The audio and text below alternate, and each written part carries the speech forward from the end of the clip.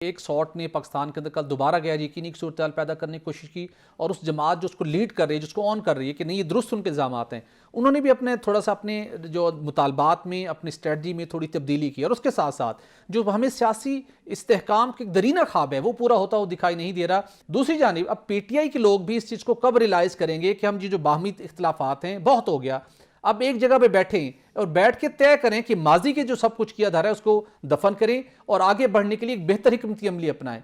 कैसे मुमकिन हो सकता है खान साहब ये सब कुछ? ये देखें कि यही तो बातें हम कर कर के बूढ़े हो गए हैं, बाल सफ़ेद हो गए हैं कि आप इतनी शिद्दत पसंदी अपने मजाज में इख्तियार ना करें। डेमोक्रेसी एक दूसरे से बात करने का नाम है, ना सिर्फ बात करने का नाम है बल्कि एक दूसरे को इज़्ज़त और इख्तराम देने का नाम है। मैं आपसे भट्टी साहब 100 इख्तलाफात कर सकता हूँ लेकिन इख्तराम के साथ। आपको बिलावल भुट्टो ने जैसे इंतहाबी मुहिम चलाई, सुपर लाडला के उन्होंने नारे लगाए और मैं नहीं बनने दूंगा, इस तरह की और भी गुफ्तगू उन्होंने फरमाई।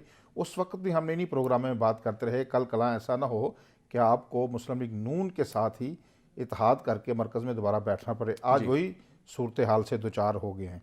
तो इस तरह ये तो सियासतदानों की बातें हैं। इसी वजह से जो हम कहते हैं ना कि सियासी लोगों पर लोग इन पर इल्ज़ामात लगाते हैं, इनको झूठा करार देते हैं, उनकी वजह यही है कि इनकी जो पुरानी तकारीर हैं वो लोग फिर सोशल मीडिया पर चलाते हैं, फिर हमें भी चलाना पड़ती हैं।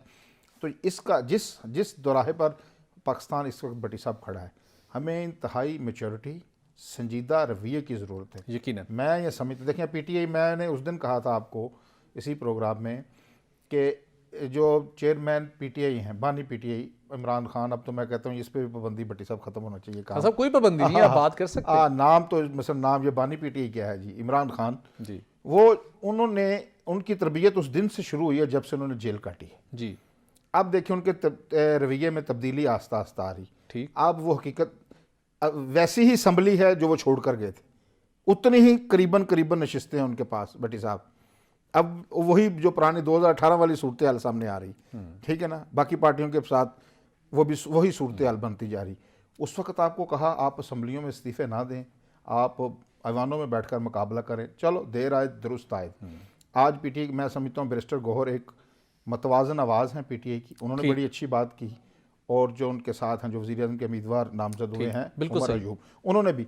अब आपको संजीदगी का मुज़ाहरा करना, मैं एक और तजवीज़ देना चाहता हूँ जी।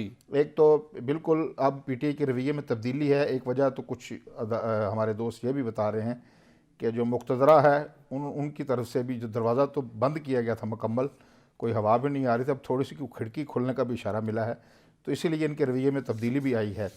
दूसरी बात मैं ये कहना चाहता हूँ, इस वक्त जो देखें नवाबुद्दौला नसरुल्लाह खान होते थे, जब इस तरह की सिचुएशन में मुल्क गर्दाब में फंस जाता था, जी, तो कुछ जैसे आप बार बार कह रहे हैं कोई बड़ा नहीं है जो सबको इकट्ठा कर सके।